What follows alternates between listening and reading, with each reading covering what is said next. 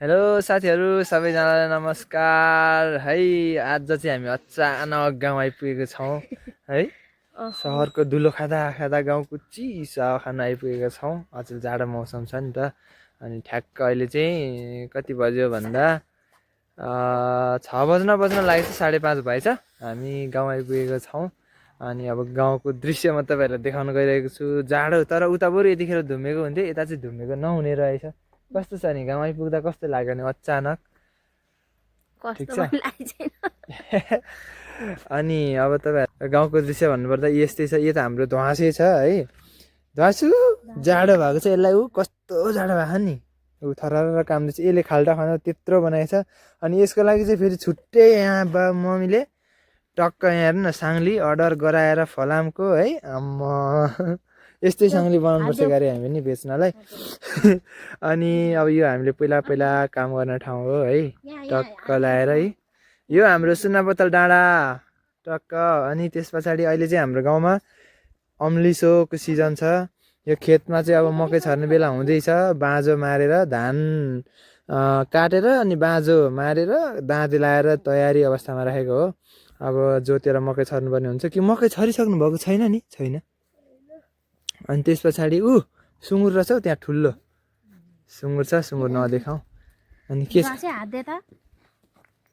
यसले त दिइहाल्छ नि। खानेकुरा देऊ अनि दिन्छु भन।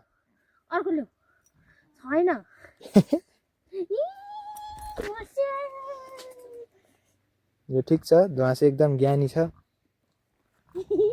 अनि हाम्रो मम्मीहरू चाहिँ ठ्याक्क उर्लाबार जानुभयो। हामी चाहिँ ठ्याक्क अझै गाउँ आउनु पर्यो होइन। अब त्यस्तै परिहाल्यो होइन, अचानक। त्यही भएर आएको हो। हाम्रो चाहिँ अनि डकुमेन्ट बनाउने कामहरू बाँकी छ कि त्यसैको लागि आएको हो। आज जे सोचेर आएको थियो त्यही नै भयो। हामी चाहिँ आउँदै बाटोमा बाइक बिग्रेर फेरि 1-2 घन्टा लेट भयो। अनि नभ्याइहालेको काम भनेको फेरि अनि यस्तो हाके ठ्याक्क आइपुग्यो। जे होस्, हतारमा काम त गर्न हुने हो, त्यही पनि भ्याइयो। अनि बुवा चाहिँ घाँस काट्नु जानुभएको छ। भाइ भित्र आगो बाल्दैछ। भाइ यहाँ आइज त नानी।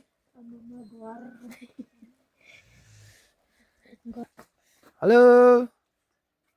हाई भन्दैछ यो होइन। चोरको टोपी लागेर रहेछ यसले, ठ्याक्कै चोर टोपी। अरू यसलाई कान ल्याइदिएछ नि त वाका गर्ने।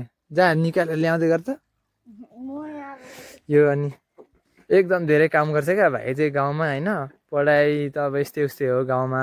काम चाहिँ भनेपछि यति गर्छ नि यसले। सब अब बुवा उता बाहिरको काम गर्ने, घरको काम यो आगो बाल्नेदेखि लिएर सबै उसैको काम हो। अनि जे होस्, दमकतिर भन्दा चाहिँ यता चाहिँ त्यो जाडो भए पनि सहन सकिने खालको आनन्द खालको जाडो हुँदो रहेछ। हुन त पहिले पनि फिल गरेर गएको हुँदो रहेछ त के भन्नु छ है। अनि उता भनेको चाहिँ जाडोमा बाहिर निस्किन मन लाग्दैन। त्यो हुस्यो लाग्छ, तुवालो भन्दा नि हुस्यो लाग्छ पुरै। अनि त्यसले चिसो बनाउँछ क्या। यता चाहिँ त्यो टाइपको छैन। एकदम मौसम क्लिन छ होइन। हेर्नु त बिहान त यता पनि हुस्यो लाग्छ, कुनै समय यता पनि हुस्यो लाग्छ। तर आज चाहिँ हामी आएको बेलामा चाहिँ एकदम क्लिन छ है। साथै एकदम खुसी लागिरहेको छ गाउँ आउँदाखेरि चाहिँ। अझ यहाँ मम्मीहरू हुनुभएको भए अझ बढी खुसी हुन्थ्यो। मम्मी र हाम्रो अस्मिता बहिनी चाहिँ उर्लाबारीमा हाम्रो पसल हेरिदिइरहनु भएको छ। हामी भनेको चाहिँ ठ्याक्कै गाउँ आइपुगेको छ।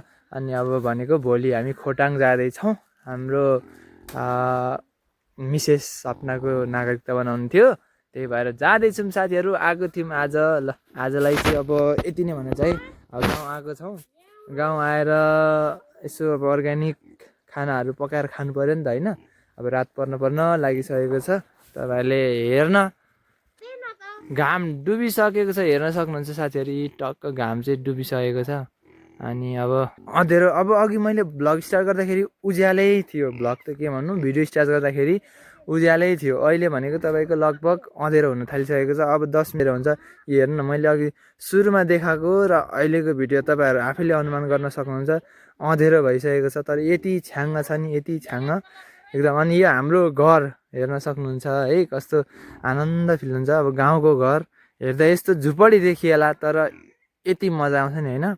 सानैदेखि हुर्केको। अब म यो घर बनाउँदादेखि हो क्या यहाँ चाहिँ होइन। मम्मी र मैले बनाएको यो घर। यसो बसेर यहीँ आधी तला छापेदेखि ढोका पनि थिएन, भित्र आमा छोरा बस्थ्यौँ, डर लाग्थ्यो होइन। अनि त्यस्तो हुँदै हुँदै बनाएको हो यो, त्यही भएर इमोसन जोडिएको छ मनमा।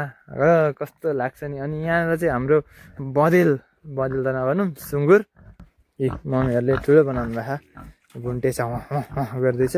अनि गाउँतिर खरि यस्तो हुन्छ गु, यो गु के देखाउनु तपाईँहरूलाई है धेरै गु देखाउनु हुँदैन। अनि त्यस पछाडि यस्तै छ गाउँको दृश्य साथीहरू, यस्तै छ। ल है त आजको लागि चाहिँ यहीँ छुट्न चाहे।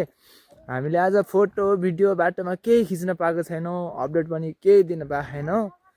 अब भनेको चाहिँ भोलि भ्याइएछ भने भोलि तपाईँहरूलाई म अपडेट दिन्छु। भोलि बिहानको मौसम तपाईँहरूलाई देखाउँछु गाउँमा है। अनि खोटाङ जानुपर्छ, रमाइलो गर्नुपर्छ, त्यता चाहिँ मिल्यो भने फोटो भिडियो खिचौँला। नभए चाहिँ अब त्यही त हो, काममा आएको बेलामा होइन साथीहरू, फोटो भिडियो खिच्न थाल्यो भने टाइम जान्छ, काम भ्याउँदैन, अनि दिन जान्छ। ए अर्को पनि रहेछ बँदेल, अर्को नि रहेछ बँदेल यता।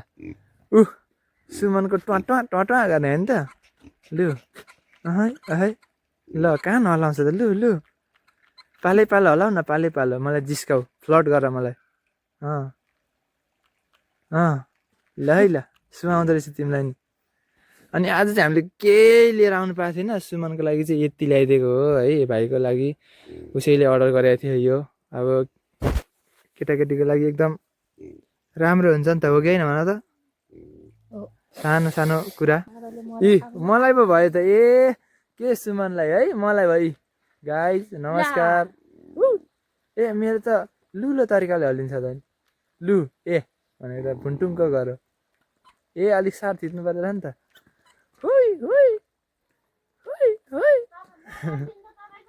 ल साथीहरू आजलाई यति नै, बाई बाई।